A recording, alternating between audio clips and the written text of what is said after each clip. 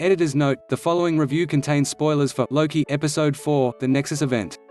Through 4 hours of Loki, the most remarkable aspect of Marvel's third so-called television series is how quickly it can pivot. The Timekeepers are dead. No, they're just androids.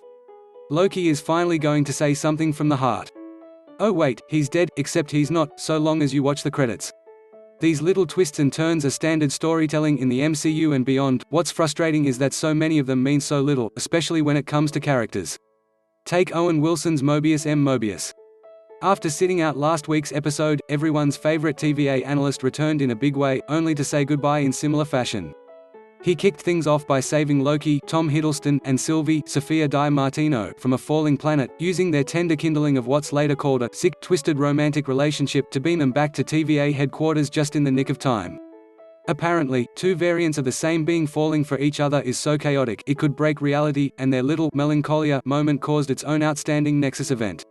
But let's come back to that. What matters to Mobius is a getting to the truth behind Loki's many, many deceptions, and b, on a more personal note, venting about Loki's betrayal.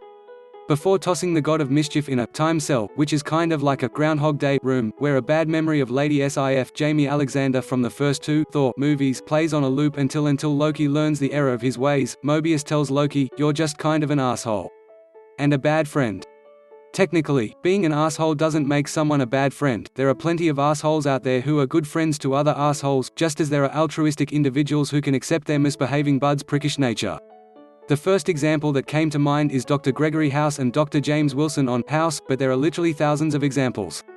Considering forced friendships are regularly utilized on TV, what strikes me about Mobius' hurt feelings is that they're largely unearned. Loki was his friend.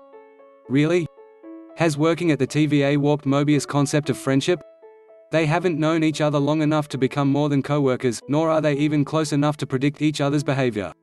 Loki following Sylvie into a time portal back in Episode 2 is totally in line with the God's MO. Whether Mobius likes it or not, he should understand it, if not expect it. Perhaps their tenuous friendship is why it's just as easy to believe Mobius would forgive Loki as it was to believe Mobius was pissed at Loki.